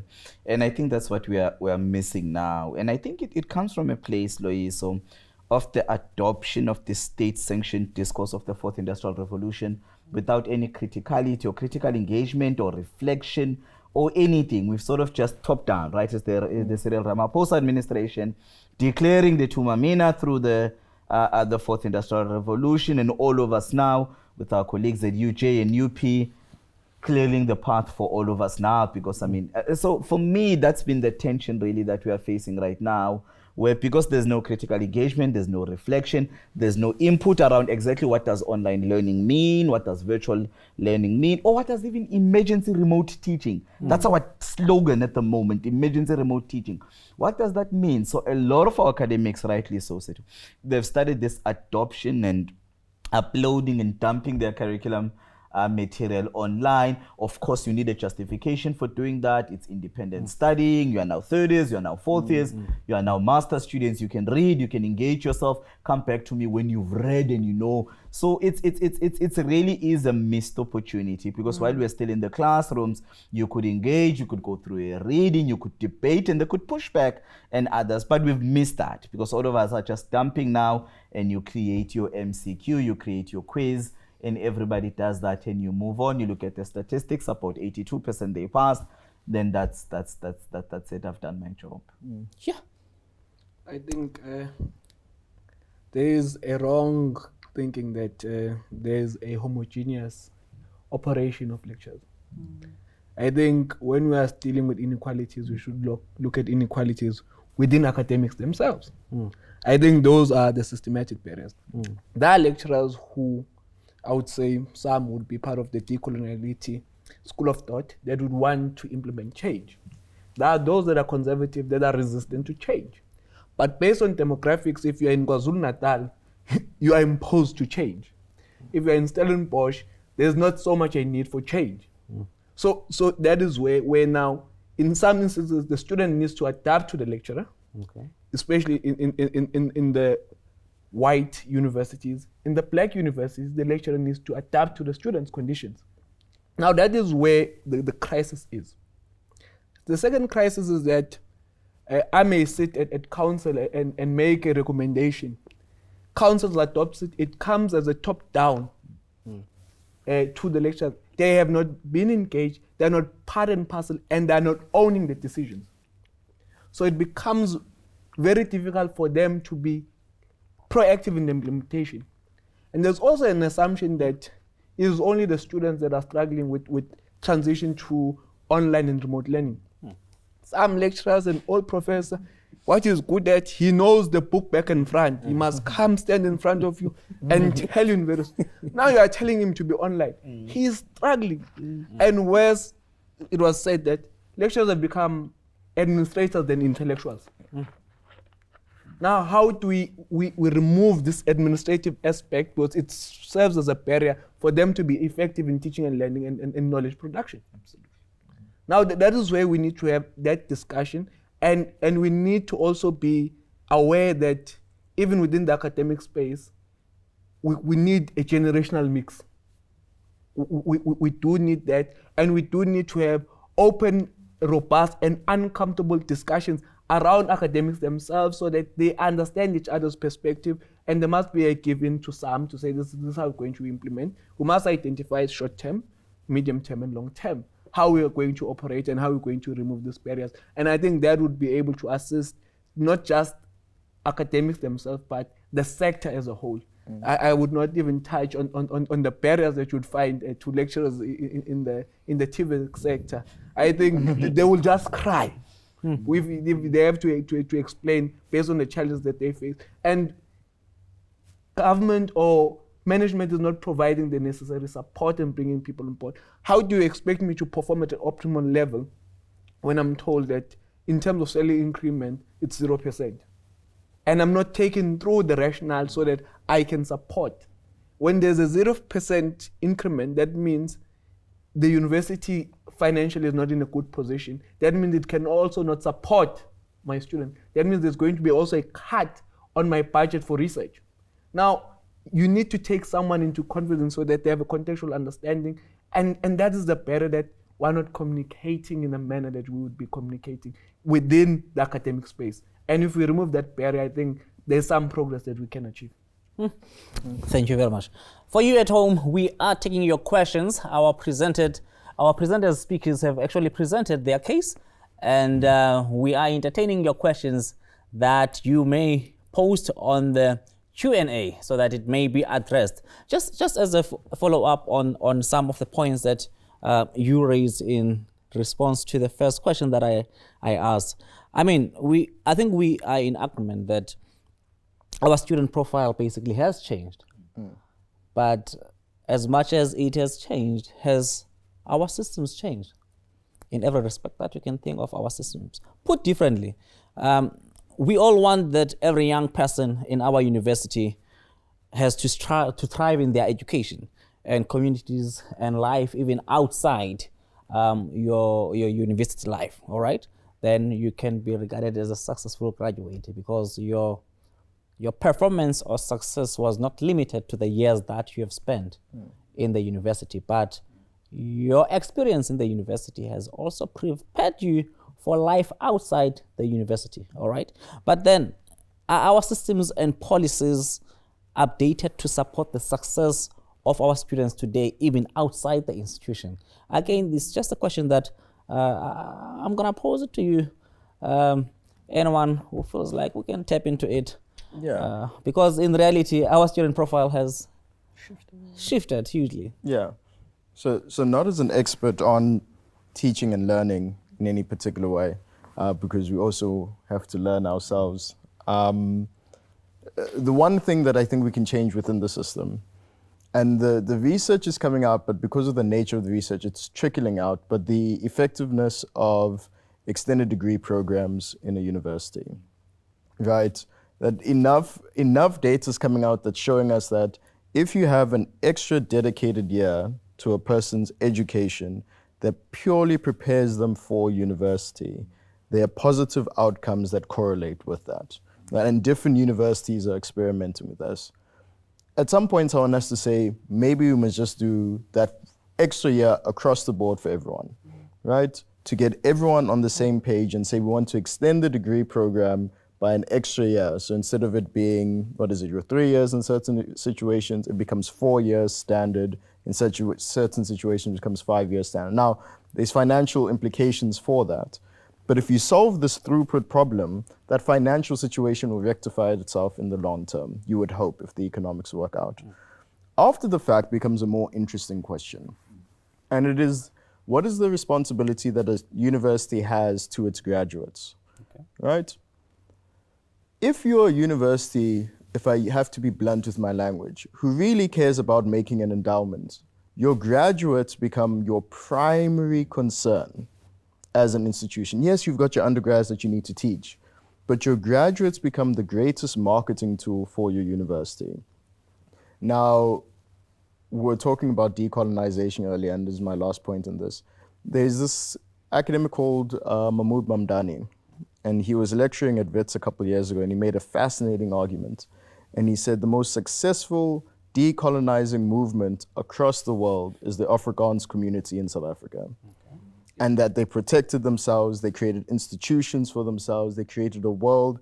That organic crisis you talked about, they said we don't need the rest of the world, we'll create it ourselves, and they maintain it. The graduates from Stellenbosch, the graduates from from Paka, right? These graduates don't leave the university and turn their back and never come back, right? They continually fund that university to such an extent that it becomes self-sustaining. There was a fascinating conversation, and I probably shouldn't say this on air, but the question was posed to the council of Stellenbosch, which was, if government stopped funding you, how long could Stellenbosch last? The answer was 50 years. Wow. Purely on the endowment. They could last without government interference. So we have to think differently when we think about who our graduates are. What is your responsibility as a university to them? Wow. Let me jump in there, Lloyd, because I think what Chikane is saying is absolutely powerful. It's absolutely powerful.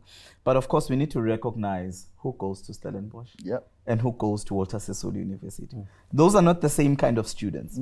So issues of racialized inequality, wealth, and all those things, they are still there. It's just that perhaps the university reproduces them and reinforces them, but it doesn't construct them. They were already there. So those are some of the challenges why your student from Wusu, Zululand, Venda University, the University of Limpopo, they would not be as well endowed. I'm not saying they will never be successful. That's I need to be very clear. That's not what I'm saying. But I'm just drawing into some of the complexities and the nuances and inequalities between the different kinds of students who go there, and why for your historically white and historically Afrikaans universities, I'm combining now your UCT, Stellenbosch, Rhodes, UP, Wits, and others. That's why for them, they would always have that advantage because those are legacy students, right? So your grandfather went there. This one built the library. This one donated this. This one donated that. So that level of money and financial incentives is well sustained compared maybe to your Forte, which can and has the political memory and political capital to start something like that. They can begin to think creatively around how they can start that. But I agree with you, Chikane, in the sense that I think that 4-year extended one has been absolutely a success with the research that's coming out. My own master's research was around some of those foundation phase students' experiences at Rhodes University. And not only just the academic support, the social support. Yep.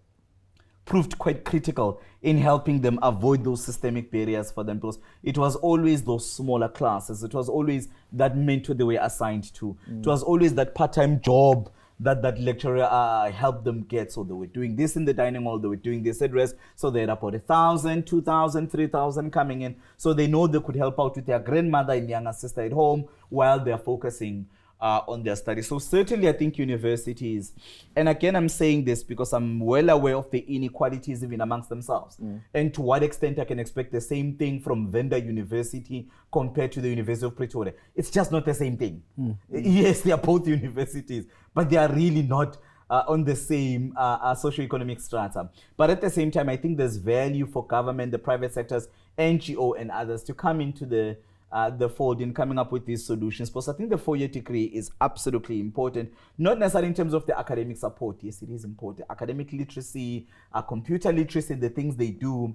But I think it's the social part for me that I think is very, very useful for students in helping them navigate the university environment. You now have your own room, you now need to get a job, you are worried about this, and having a well-sustained mentor take them through all of that. I think it could cut back on the 3 years that it takes for them to adjust, and could even put it back maybe to about a year, if not slightly less than that. Yeah. We are left with about 10 minutes of our time, and on our side, we are still taking your questions at home. I do see that we do have quite a number of people who have attended, and we are ready. In fact, the panel here is ready to take those burning questions. Just a follow-up on a statement that you said, Philani. Perhaps the colleagues can also assist me here. You said quite a number of things that were thought-provoking. You spoke about an outdated, out of context, badly packaged curriculum, and you went further also, Dr. Hlatshwayo. You spoke about the scholars that we use to inform our thinking. I even thought of if you want to produce African scholars, but who informs the thoughts and ideas, ideologies of these African scholars? You know, we do also have Usetu here, who was also heavily involved, strongly involved in terms of the curriculum design. And I would like to throw this statement again: outdated, out of context, and badly packaged curriculum. What are your thoughts when you look at your context in reference to this issue of the curriculum? I think as the example that Mr. Chikane put down on Stellenbosch is an incredibly important one. I come from mainly Afrikaans language community back home, and I've always, I think recently you heard about is it Soltech that was recently established in Pretoria, which is basically a TVET college put together through fundraising done by mainly Afrikaans Union, Labour Union. Solidariteit, yeah. And I think the crux of it is this: the development of an institution, the means by which it was developed, the grounds upon which it was developed, and the culture that it takes on is something that's very difficult to let go. You have a majority of previously, we call them previously black institutions or historically disadvantaged institutions, have found it very difficult to shake off the reason why they were made to begin with. Yeah. Right? And the reason why they were made is that they're going to take a very small group of black people and stuff them into government jobs so that they can serve the majority of black people, right? And it's still, till this day, it kind of plays out that same way. And in as much as you'd love to change the curriculum, I think in very extreme ways, it's difficult to do that when you're feeding people into the same system. Very few black graduates that come from historically disadvantaged institutions find themselves in the private sector. And therefore the conversation between the private sector and previously disadvantaged institutions is probably, it's one of, what do they call it, sponsorship. We will build a lab for you and we'll be able to have a tax write-off on that. That's about as far as it goes. Whereas these, also the curriculum, and there's a very big grand discussion on Africanizing the curriculum, decoloniality, etc. I would say if we were to look at what is happening in the world, the rest of the world, I mentioned at the beginning of my presentation the digitalization of higher education. Digitalization of higher education is such that as a university, I used to say this to the students last year before COVID in class. As a University of Zululand student, you now find yourself in the playing field, all right? Where it was limited, you thought your biggest competition was perhaps a student from Stellenbosch. Now you have students within the country who are studying using Cambridge, You have students within the country that are studying with Stanford and across the world, right? And that digitalization has accentuated that so much. So if you are a student, you're saying, I want to locate myself in a local context. I want to understand how African thinkers think, right? It's extremely important. But what it does not do is change the fact that the institution that you're based in has a certain, I think you mentioned social capital, has a certain relationship with anything outside of higher education. Yeah. It doesn't change it. So you can learn about Ngugi wa Thiong'o, you can. But if you are cut off from where the rest of his philosophy goes, it doesn't really, there's a disconnect.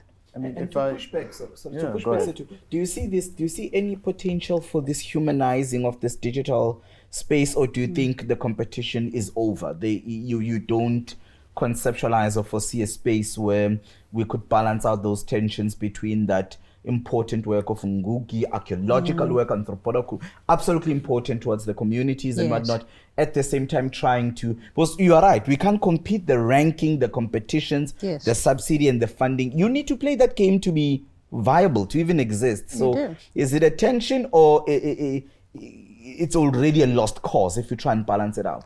I would say that if you have an institution, for example, like Leicester University, which has, in 2010, they were talking about digital humanities. They were discussing how digital or rather what we call as culture as we understand it, how it expresses itself in the digital space, right? And already they're going into digital inequalities, right? And what that means. So if you have, hence I'm saying, I do think that the space is there for African scholars and African institutions, specifically previously disadvantaged institutions, because I would say that in the next 10 years, what we understand a university to be is going to be so fundamentally different. Absolutely. Yeah. It's going to frighten most people who are administrators of previously disadvantaged institutions, because they're already on a back foot by a mile. So it's quite frightening where we're going if you don't have the understanding of it. But I think if we invest in ensuring that the African thought, or African thought as we understand it, I know the University of Zululand is beginning a center for African thought soon.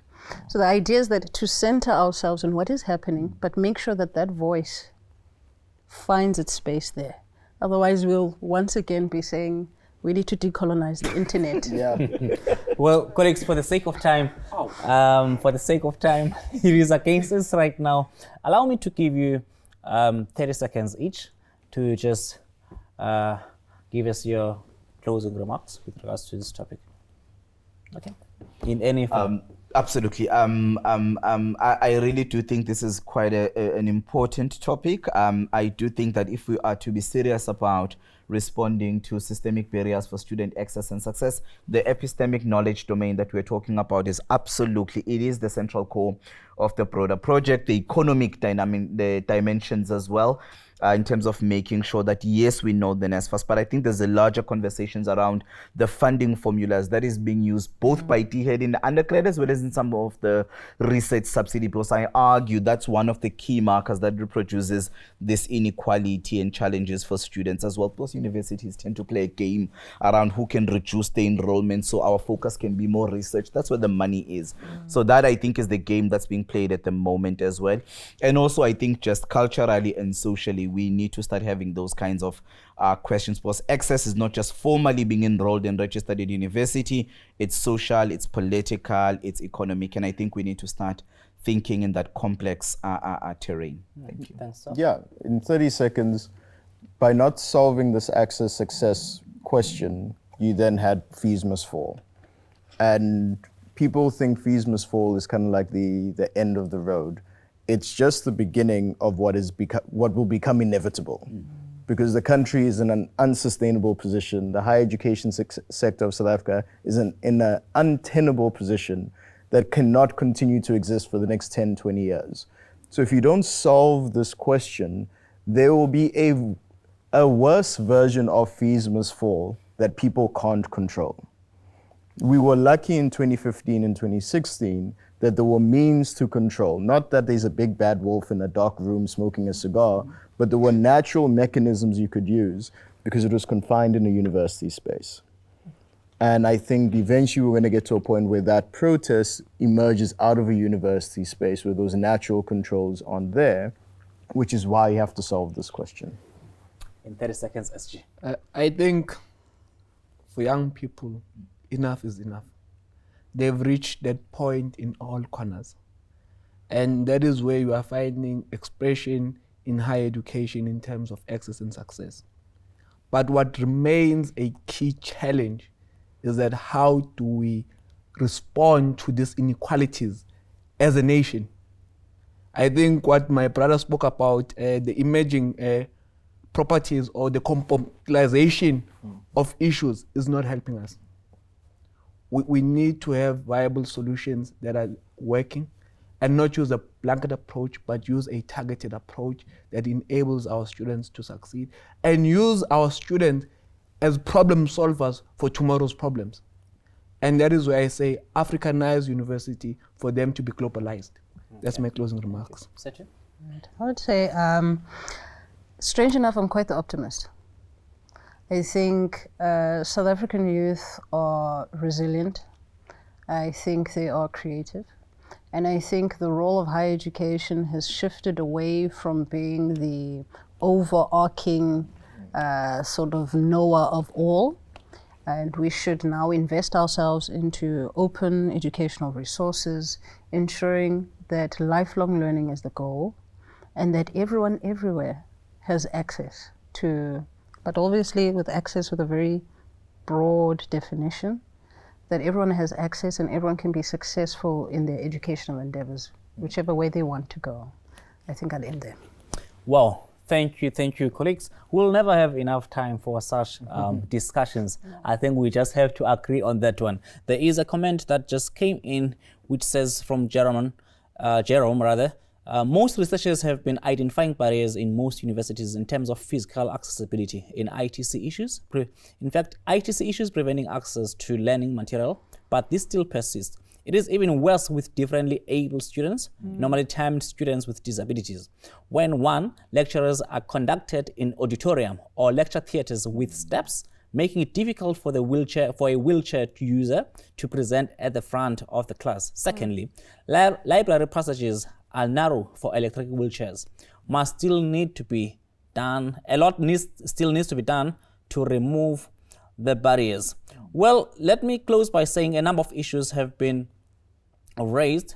However, I think what we are agreeing on, in fact, we don't have to agree on everything, is that there is a need for a systemic reform to begin to take place. And also there is a need for us to begin to implement, in fact, to identify some of the systemic solutions in our different areas. In fact, our context might differ, and those solutions might differ also based on our context. As we close, I would like to pose some questions for us to think about. One being, in what ways are administrators and faculty seeking to understand the underrepresented student experience, specifically within the institutional context? Secondly, what assessment is done by institutions to identify and remove barriers that are facing these students? And last one will be that for you at home, you is in leadership of the university, perhaps what evidence-based strategies exist with demonstrated success in removing systemic barriers that are specifically detrimental to students from racially minorized groups? Some of the things for us to think about that we might not actually address in such a forum. Thank you very much for your time. Up until we meet again.